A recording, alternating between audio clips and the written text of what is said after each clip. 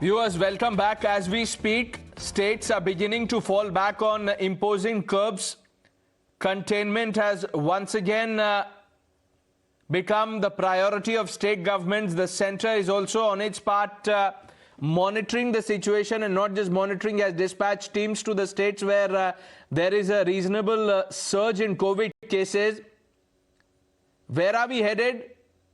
What's the status on the booster dose? Is the delay going to cost us? To talk about these important questions, let me quickly open this up. Dr Om Srivastava, infectious diseases specialist and member Maharashtra Government COVID Task Force. Also with us, Dr NK Mehra, former Dean of AIIMS and Honorary Emeritus Scientist of ICMR. Now, good evening to both of you. Dr Mehra, if I could begin by asking you, sir, what do you make of the rate at which COVID cases are once again spiraling, and the Omicron scare? Yes, we have to see the situation in India. At the moment, the major variant of concern in India is Delta. Omicron has come. Omicron is growing and growing by the day. Of course, today we have more than 400 infections known, but out of which, as you have seen, more than two-thirds have only a asymptomatic form of infection, and the others had a very mild form. So therefore, I don't think there's anything to panic about this. At the moment, our goal has to be the same as we were doing earlier in relation to the Delta. Delta continues to be the major VOC for us in India. So therefore, I think we have to make sure that those 11 crore individuals in India who have not got even one single dose of the vaccine, and about 28 crores who have got only one dose, that they're partially vaccinated over there, our goal should be to vaccinate them first. Dr. Srivastava, there's so much talk about the third dose, the booster dose. What's your take on it, sir? Yeah, so thank you for having me on your show.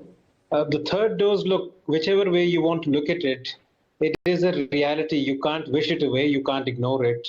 It will probably need to be prioritized for those people who are at a bigger risk. The elderly, people who've got people who are transplants, people who are immunocompromised, people who've got chemotherapy.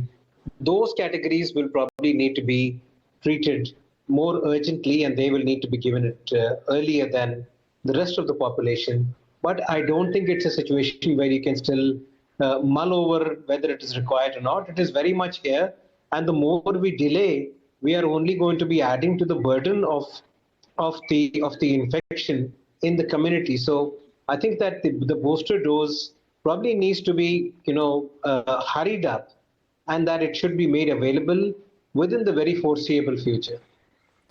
And what about the health workers, Dr. Mehra, if I could seek your view on that, because at a time when cases are rising, the people at the forefront of fighting COVID, fighting Omicron, are our health workers, the frontline workers.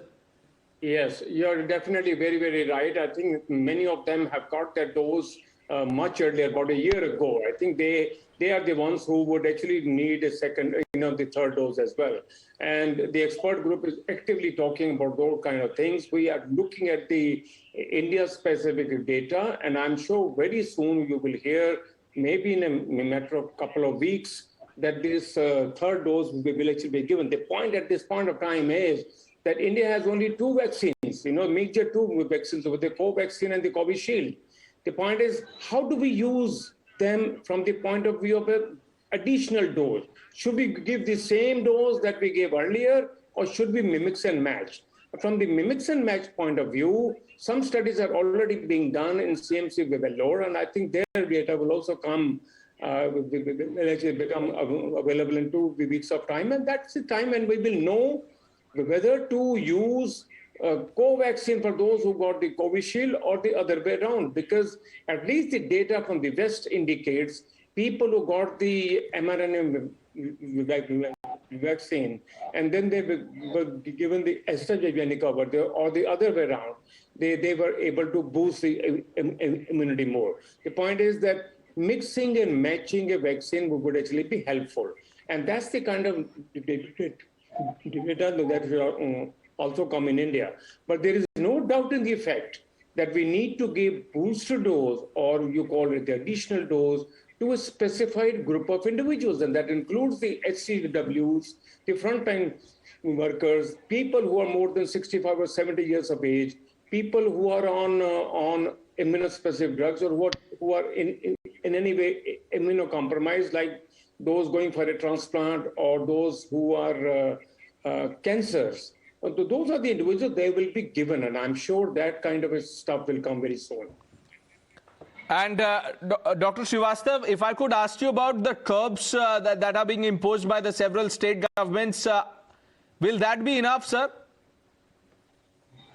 Well, that's a very good question. Will that be enough? So, if you were to look at the curbs that got imposed, when the first wave, when the national level of curbs were imposed, certainly that is something that has probably contained the spread of the virus. But see, the doubling time of the COVID-19 at that time was anywhere from about 7 to 14 days. The doubling time of Omicron and Delta Omicron is somewhere between 1.5 to 2 days. So I wonder how much a lockdown is going to help.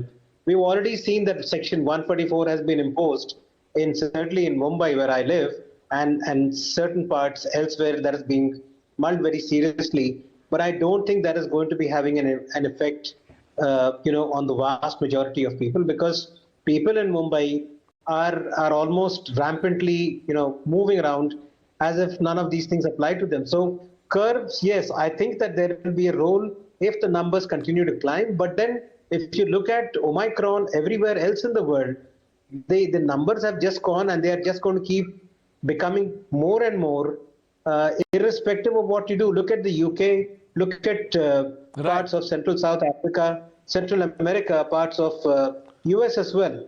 All of these places, besides Southeast Asia, they are all reporting huge numbers every day. And I can tell you, Dr. Srivastava, one thing, and it's not a good news to break to you, that it's not just Mumbai.